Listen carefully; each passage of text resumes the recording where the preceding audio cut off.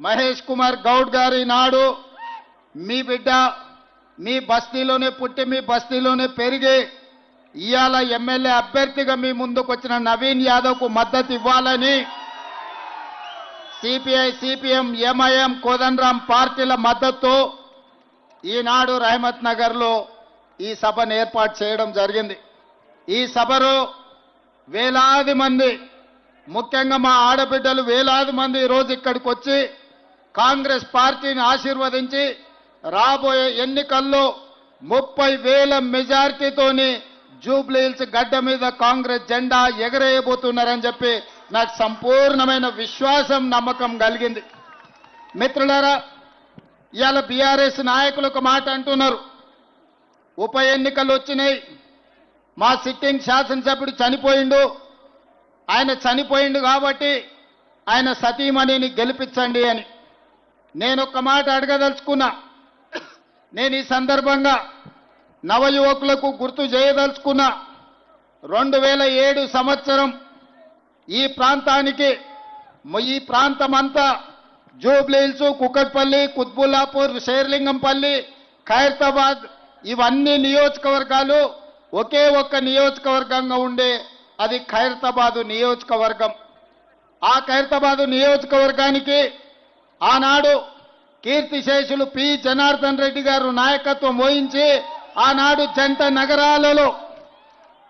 నగరాలలో ఇతర జిల్లాల నుంచి ఇతర రాష్ట్రాల నుంచి ఎవరు ఉద్యోగ ఉపాధి అవకాశాలకి ప్రాంతానికి వచ్చినా వాళ్లకు నిలువ నీడనిచ్చి ఉండడానికి ఆశ్రయం ఇచ్చి ఉద్యోగ ఉపాధి అవకాశాలు ఇటు బాలనగర్, సనత్ నగర్ పారిశ్రమలలోనే కాదు హైటెక్ సిటీ ప్రాంతంలో ఉద్యోగ ఉపాధి అవకాశాలు కల్పించడు. ఆనాడు హైదరాబాదు నగరాలలో ఈనాడు చెప్తున్న బస్తీలు ఏవైతే ఉన్నాయో ఈ బస్తీలలో తాగడానికి నీళ్లు లేక వారం రోజులకు ఒక్కసారి ఆనాడు నీళ్లు వచ్చేది. నీళ్ల కోసం గంటల కొద్దీ మా ఆడబిడ్డలు క్యూలో నిలబడేది. ఆనాడు ఈ ఆడబిడ్డల కోసం 2003, 2004 సంవత్సరంలో ఎండాకాలం వచ్చిందంటే పెద్దలు పి జనార్దన్ రెడ్డి గారు సచివాలయం ముందల వేలాది మంది ఆడబిడ్డలతోని కుండల ప్రదర్శన చేసి ఆనాటి ముఖ్యమంత్రి చంద్రబాబు నాయుడు గారి మీద ఒత్తిడి తీసుకొచ్చి ఈ నగరానికి కృష్ణానది జలాలను తాగడానికి తీసుకొచ్చి బస్తీలలో పేదల దాహార్తిని తీర్చండు. ఇవాళ ఈ ప్రాంత పరిశ్రమలే కాదు, ఈ ప్రాంతంలో జరిగిన అభివృద్ధి, మీకొచ్చిన కరెంటు కావచ్చు, మీకొచ్చిన రోడ్లు కావచ్చు, పేదవాళ్ళు గుడిసెలు వేసుకుంటే లక్షలాది ఇండ్ల పట్టాలు ఇప్పించిన గొప్ప నాయకుడు, పేదోళ్ళ గుండె ధైర్యం, పేదోళ్ళ దేవుడు పి జనార్దన్ రెడ్డి ఆనాడు ఖైరతాబాదు నియోజకవర్గంలో గుండె ఆగి మరణిస్తే రాజకీయ ప్రత్యర్థి అయిన చంద్రబాబు నాయుడు గారు విజ్ఞత ప్రదర్శించండు.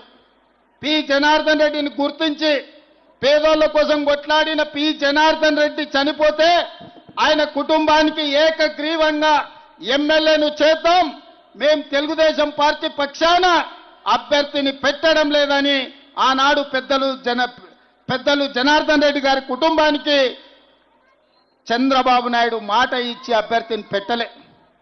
ఇక్కడి ప్రజలు పీజేఆర్ కుటుంబానికి ఏకగ్రీవం అవుతుంది అనుకున్న సందర్భంలో చంద్రబాబు నాయుడు రాజకీయ ప్రత్యర్థి అయిన పీజేఆర్ కుటుంబానికి అండగా నిలబడితే చంద్రశేఖరరావు ఈ ఎన్నికలలో సెంటిమెంట్ లేదు, ఈ ఎన్నికల్లో పీజేఆర్ కుటుంబానికి ఏకగ్రీవం ఇచ్చేది లేదు, ఎన్నికల్లో మేము నిలబడతామని కీర్తిశేషులు మీ అభిమాన నాయకుడు మీ గుండెల్లో ఈ రోజు కూడా గూడు కట్టుకున్న పీజేఆర్ కుటుంబం మీద అభ్యర్థిని పెట్టి ఎన్నికల్లో మద్దతు ఇవ్వమని పీజేఆర్ భార్య కుటుంబం కేసీఆర్ను కలవడానికి ఇంటికి వెళ్తే 3 గంటలు ఇంటి బయట గేట్ బయట నిలబెట్టిన దుర్మార్గుడు కల్వకుంట్ల చంద్రశేఖరరావు, ఆయన కొడుకు కల్వకుంట్ల తారక రామారావు కాదా? మంచి సాంప్రదాయం. ఎవరైనా ఎమ్మెల్యేలు చనిపోతే ఆ కుటుంబానికి ఏకగ్రీవం ఇచ్చే సాంప్రదాయాన్ని తుంగలో తొక్కి ఉప ఎన్నికలు తెచ్చి ఈ ఖైరతాబాదే కాదు, పాలేరులో రామరెడ్డి వెంకటరెడ్డి చచ్చిపోయినా, నారాయణఖేడ్లో కిష్టారెడ్డి చచ్చిపోయినా, ఆనాడు పార్లేరులో రామరెడ్డి వెంకటరెడ్డి సతీమణి నించుంటే ఆ సతీమణికి వ్యతిరేకంగా అభ్యర్థిని పెట్టి ఎన్నికల్లో ఓడించింది కేసీఆర్ కాదా? నేను ఇవాళ అడుగుతున్న తండ్రి కొడుకులను, ఆనాడు మీకో నీతి, ఈనాడు మాకో నీత? నీ జాతికి అసలు నీతి ఉందా?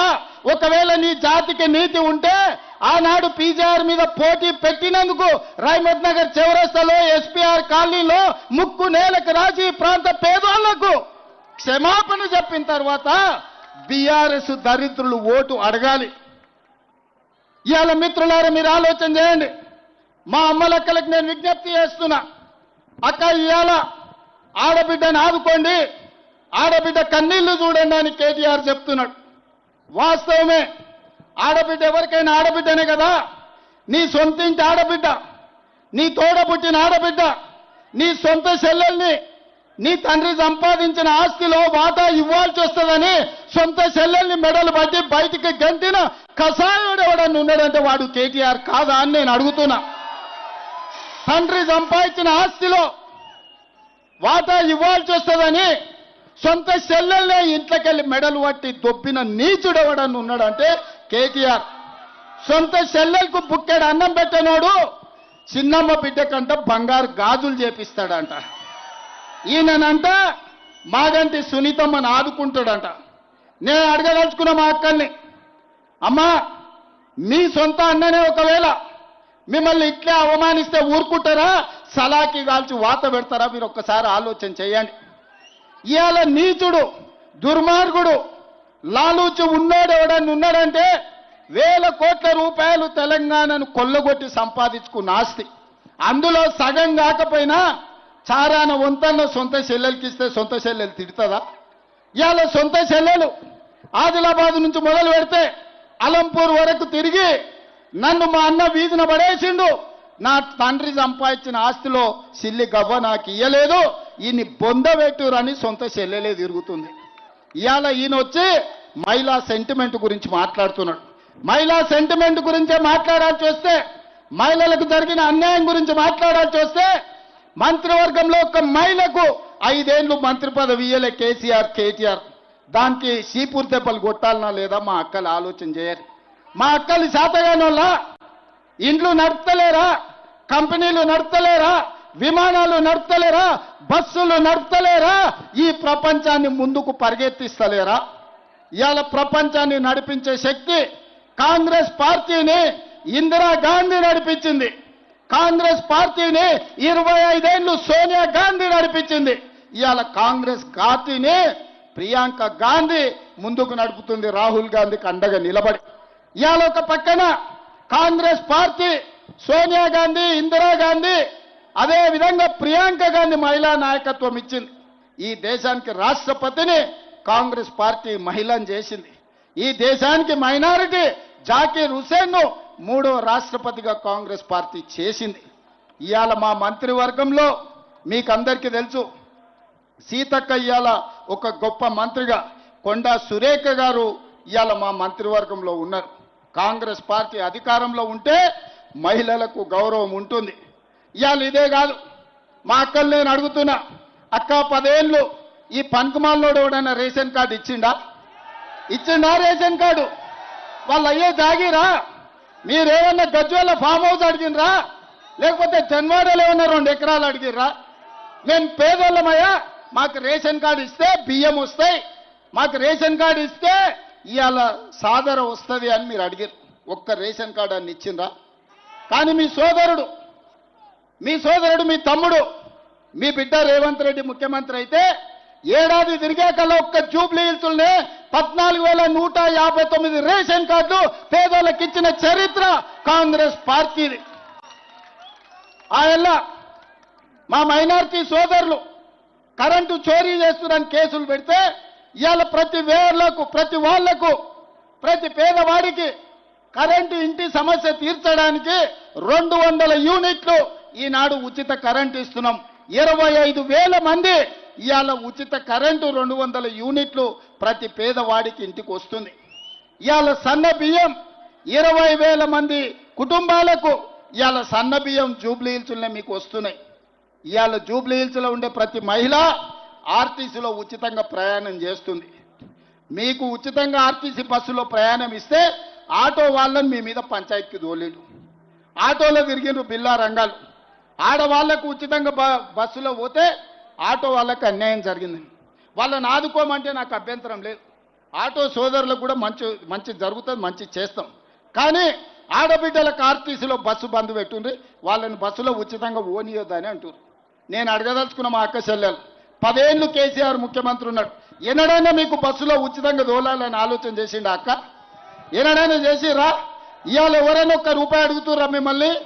అమ్మగారింటికి పోవాలన్నా బాజాబ్తో పోతున్నారు కదా, అమ్మవారిని దర్శించుకోవాలన్నా అల్కకు పోయి అల్కకు వస్తున్నారు కదా, బల్కంపేట ఎల్లమ్మకు పోవాలన్నా, భద్రాచలం రాముల వారిని దర్శించుకోవాలన్నా, యాదగిరిగుట్ట లక్ష్మీ నరసింహస్వామి దగ్గరకు పోవాలన్నా చిల్లి గవ్వ ఖర్చు లేకుండా పోయేస్తురా లేదా అక్క? దసరా పండుగ దీపావళి పండుగకు అందరూ అమ్మగారింటికి పోయేస్తారు కదా, మరి ఆ దరిద్రులకు కడుపు నొప్పి ఏంది అక్క? ఏంది వాళ్ళ బాధ, వాళ్ళ దుఃఖం ఏంది? మా ఆడబిడ్డలు సంతోషంగా ఉంటే చూసి ఓడలేదా? నీ ఇంట్లో ఉన్న ఆడబిడ్డలు మంచిగా చూసుకోకపోతే రాష్ట్రంలో ఉన్న 2 కోట్ల మంది ఆడబిడ్డలకు అన్యాయం చేయాలని ఇవాళ బీఆర్ఎస్ వాళ్ళు ఆలోచన చేస్తారు. అందుకోసం ఇవాళ బీఆర్ఎస్ని గెలిపించాలనా? మీ రేషన్ కార్డు రద్దు చేయనికే బీఆర్ఎస్ని గెలిపించాలనా? మీ సన్నబియ్యం రద్దు చేయనికే బీఆర్ఎస్ని గెలిపించాలనా? మీ ఇంటికి ఉచిత కరెంటు రద్దు చేయనికే బీఆర్ఎస్ని గెలిపించాలనా?